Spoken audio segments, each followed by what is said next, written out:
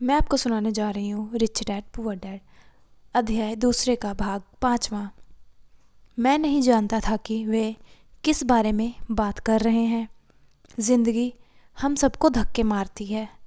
कुछ लोग हार मान लेते हैं, बाकी के लोग लड़ते हैं। कुछ लोग सबक सीख लेते हैं और आगे बढ़ जाते हैं। वे ज़िंदगी के धक्कों का स्वागत करते हैं। इन गिने चुने लोगों के लिए इसका ये मतलब होता है कि उन्हें कुछ नया सीखना चाहिए। वे सीखने के लिए और आगे बढ़ते जाते हैं। ज़्यादातर लोग छोड़ देते हैं और कुछ लोग तुम्हारी तरह लड़ते भी हैं। अमीर डैडी खड़े हो गए और उन्होंने टूटी फूटी खिड़की को बंद कर दिया। अगर तुम ये सबक सीख लेते हो तो तुम एक समझदार, अमीर और सुखी युवक बन सकते हो। अगर तुम ये नहीं सीख सकते तो तुम ज़िंदगी भर अपनी समस्याओं के लिए अपनी नौकरी, कम तनख्वाह या अपने बॉस को कोसते रहोगे। तुम हमेशा ऐसे बड़े मौक़े की उम्मीद में रहोगे जो आए और तुम्हारी आर्थिक समस्याओं को सुलझा दे। अमीर डैडी ने मेरी तरफ देखा कि मैं अब भी उनकी बात सुन रहा हूँ। उनकी आंखें मेरी आंखों से मिली। हम एक दूसरे की तरफ देखते रहे और हमारी आंखों के बीच संप्रेरणा की धारणाएं बहने लगी।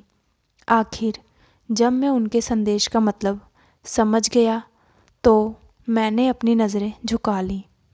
मैं जान गया था कि वे सही हैं। मैं उन्हें दोषी ठहरा रहा था, जबकि सीखने की ज़िद मेरी ही थी। मैं फालतू में ही लड़ रहा था।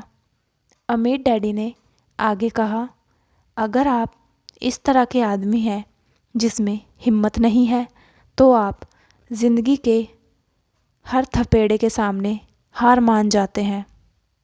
अगर आप इस किस्म के आदमी हैं तो ज़िंदगी भर सुरक्षित खेल खेलते रहेंगे, सही चीज़ें करते रहेंगे और किसी ऐसे वक्त का इंतज़ार करते रहेंगे जो आने वाला नहीं है, और फिर आप एक बोरिंग बुढ़े की तरह मर जाएंगे। आपके बहुत से दोस्त होंगे जो आपकी सिर्फ़ इसलिए तारीफ़ करते हैं क्योंकि आप एक मेहनती और भले आदमी थे। आपने अपनी ज़िंदगी सुरक्षित खेल खेलने और सही चीज़ें करने में गुजार दी, परंतु सच बात तो ये है कि आपने ज़िंदगी के थपेड़ों के सामने घुटने टेक दिए। आप खतरा मोल लेने की कल्पना तक से डरते हैं। हकीकत में तो आप जीतना चाहते थे, परंतु आपके लिए हारने का डर जीत जाने के रोमांच से ज़्यादा ताकतवर साबित हुआ है। अंदर से आप और केवल आप जान पाएंगे कि आपने कभी जीतने की कोशिश करी ही नहीं थी। आपने सुरक्षित खेल खेलने का विकल्प चुना। हमारी नज़रें फिर मिली। 10 सेकंड तक हमने एक दूसरे की तरफ देखा और एक बार फिर मैंने तभी नज़रें हटाई जब मैं उनकी बात का मतलब समझ गया। आप मुझे धक्का दे रहे थे? मैंने पूछा। कुछ लोग ऐसा कह सकते हैं। अमीर डैडी मुस्कुराए। मैं तो यही कहूँगा कि मैं तुम्हें ज़िंदगी का स्वाद चखा रहा था। कैसा स्वाद? मैंने पूछा। मैं अब भी गुस्सा था, परंतु मेरी जिज्ञासा भी जाग गई थी। अब मैं सीखने के लिए तैयार था। तुम दोनों ऐसे पहले लोग हो जिन्होंने मुझसे पैसा बनाने की कला सीखने का आग्रह किया। मेरे पास 150 से भी ज़्यादा कर्मचारी हैं, पर उनमें से एक ने भी मुझे पैसा कमाने की कला के बारे में कभी नहीं पूछा। वे मुझसे नौकरी मांगते हैं, तनख्वाह मांगते हैं, परंतु पैसा बनाने की कला नहीं सीखना चाहते।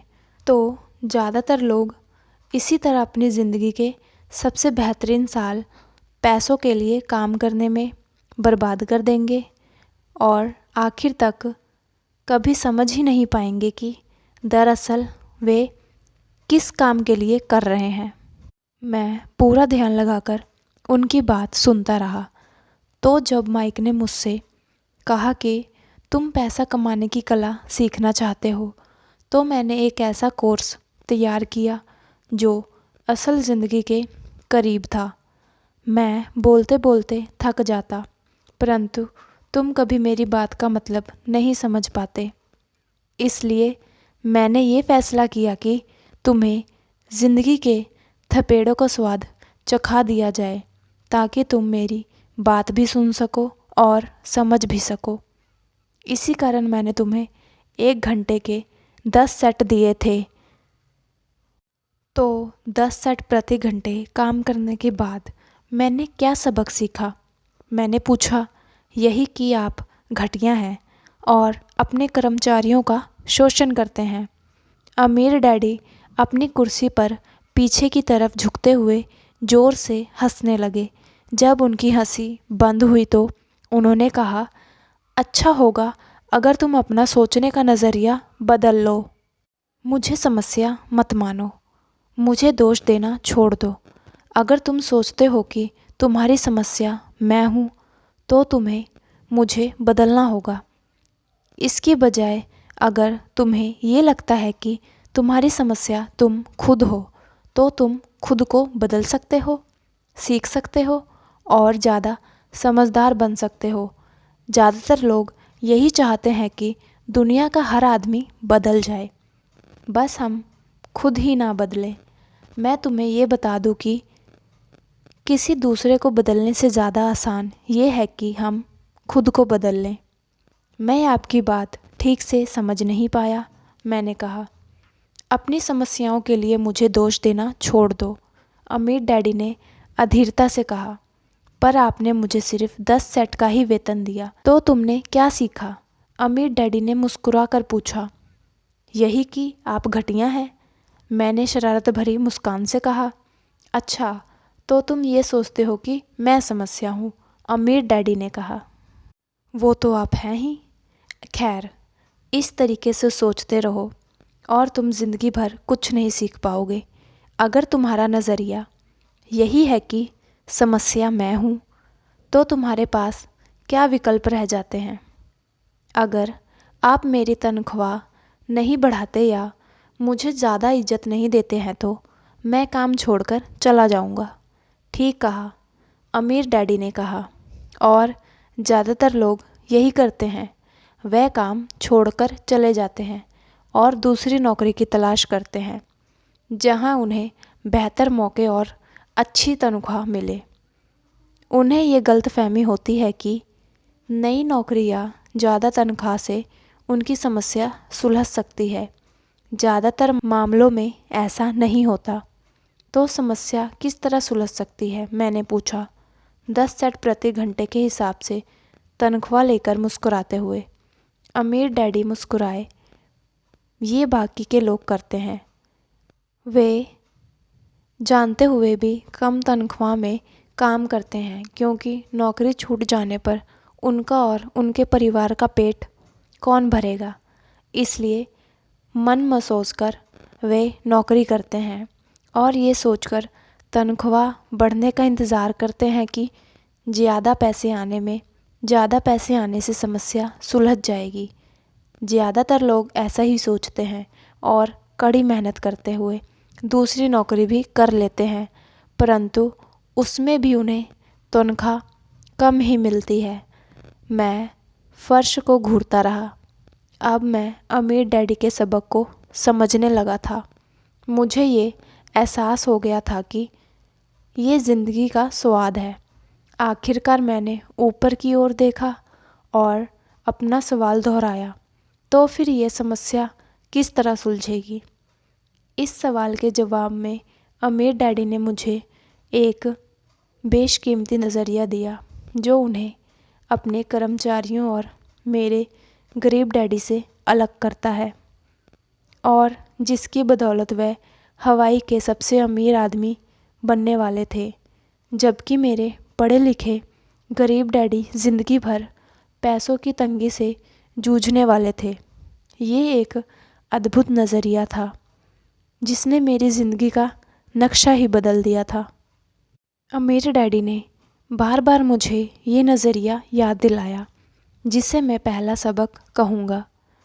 मेरे गरीब डैडी ने जो शिक्षा मुझे दी थी, शनिवार की उस खुशनुमा सुबह में उससे बिल्कुल अलग नज़रिया सीख रहा था।